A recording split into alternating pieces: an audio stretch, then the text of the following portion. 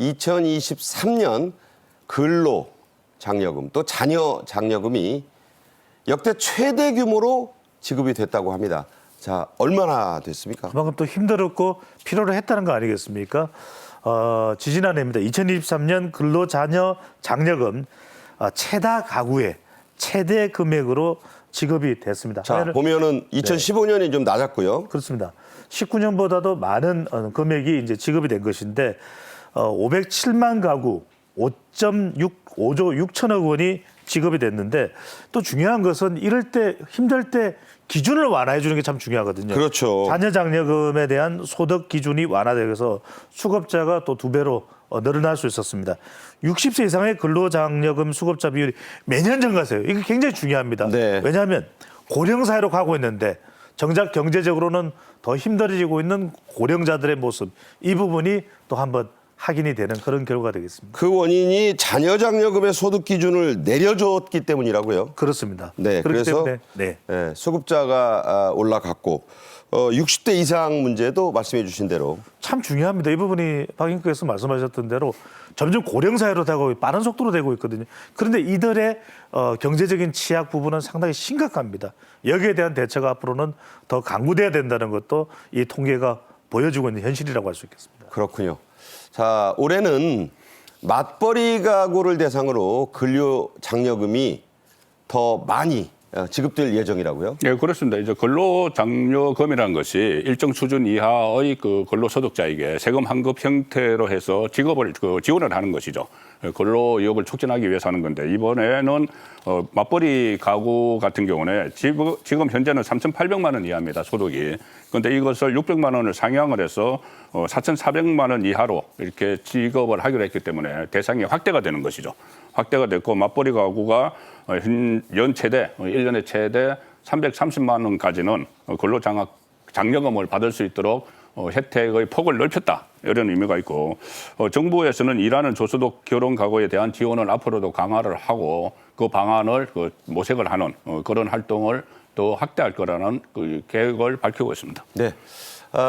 요즘 어렵지만 특히 젊은이들의 이 청년들의 고용이 아주 어렵고 힘듭니다. 청년들의 고용을 위한 장려금도 늘어나는데요. 구직난을 겪는 산업에 취직을 해야 대상이 될 수 있다고요? 그렇습니다. 그러니까 구직난이 있는 그런 업종을 집중적으로 또 노려보는 것도 방법일 수가 있습니다. 청년 일자리 도약 장려금이 확대됐는데 청년의 최대 연간 480만 원이 지원이 됩니다. 기업에도 지원이 되는 것이고 청년을 고용한 우선 지원 대상 기업이 이제 선정이 되는 것이고 이 사업주에만 이제 장려금이 지원이 됩니다. 최대 1년간 720만 원이 지원이 되니까 상당히 기업도 보탬이 되고 청년도 취업되는 청년도 도움이 됩니다. 네. 그만큼 또 올해는 조선업 일자리가 많이 필요한 그런 업종 아니겠습니까? 그렇죠. 미국에서도 관심을 가질 정도로 앞으로 상당히 또 성장도 가능한 부분이기도 합니다. 그야말로 K조선이란 말이 나오고 있으니까. 그렇습니다. 또 지난해 상당히 어려웠던 게 프로젝트 파이낸싱도 그렇고 바로 건설업 쪽인데 이런 부분이 올해는 조금 숨통을 튀지 않겠냐. 금리도 인하되고 이런 부분에 대해서 빈 일자리에 취업 청년에게 장려금이 지원되는 만큼 그냥 더 기다리기보다는 오히려 내가 취업을 했을 때 어느 쪽에 더 전략적으로 성장 가능성이 있느냐 이 부분을 노려보는 것도 적절한 방법으로 보입니다. 제가 최근에 보도를 보니까 전에는 뭐 넥타이 매는 거 이게 이제 화이트 칼라라고 그러잖아요.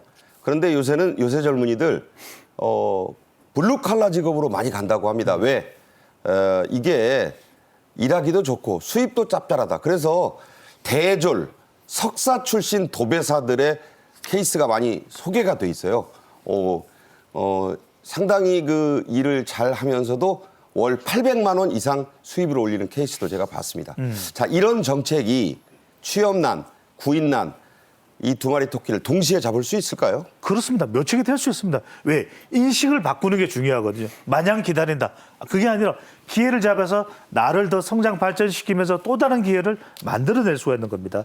청년들의 경우에는 중소기업들을 좀 기피 하거든요. 또 기업에서는 신입들보다는 또 경력직을 더 선호하는 현상이 있습니다.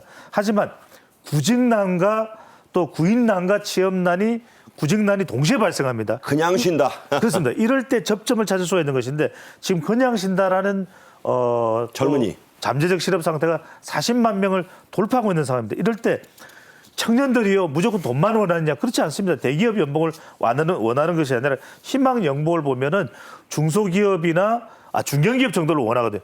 그러면 이들의 인식입니다. 와라 얼마든지 성장할 수 있다. 해외에도 보내주고 휴가도 완비돼 있고 육아휴직 때 보내준다. 결혼도 가능하다. 이런 부분들을 우리 회사가 얼마든지 성장할 수 있다. 이런 것들에 좀 인식을 전환한다면 얼마든지 기회와 묘책이 될 것으로 보입니다. 네. EU 유럽연합에는 청년 보장 제도라는 게 있습니다. 이게 아주 잘 돼 있다고 하는데요. 이 제도를 모델로 한 우리나라도 이 졸업생 특화 프로그램을 올해 신설했죠. 그렇습니다.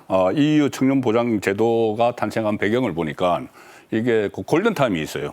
고등학교든 대학교든 졸업한 그 졸업생이 취업할 수 있는 골든 타임이 4개월입니다. 넉 달 안에. 네, 넉 달 안에 취업을 하지 않으면은 어떻게 보면 일종의 뭐 의지가 꺾이는 거죠. 그래서 넉 달 안에 취업을 하기 위해서는 일단 그 취업 역량을 좀 강화를 시켜야 되고 취업 기회도 많이 넓혀줘야 되잖아요. 그렇죠. 그것을 EU에서 그 시행을 해왔는데 이걸 우리나라에서 도입을 해서 고용노동부가 졸업생 특화 프로그램 올해부터 신설을 합니다. 네. 그래서 당장 이번 달 31일까지 모집을 해서 전국에 있는 모든 대학에서 신청 접수를 받아가지고 그 어떤 고용 촉진을 위한 그러니까 취업 역량 강화를 위한 그런 교육을 시키고 또 취업을 알선을 해주는 그런 프로그램까지 지금 가동을 하기로 한 겁니다. 네.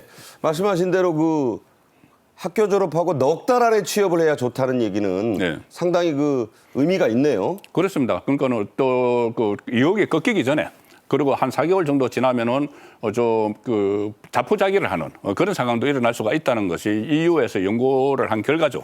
그래서 거기에 대해서 조기 취업을 하는 그 프로그램이 우리나라에서도 시행이 됩니다. 네. 송국권 본부장 그리고 배종찬 소장님과 얘기 함께 했습니다. 고맙습니다. 감사합니다. 감사합니다. 네.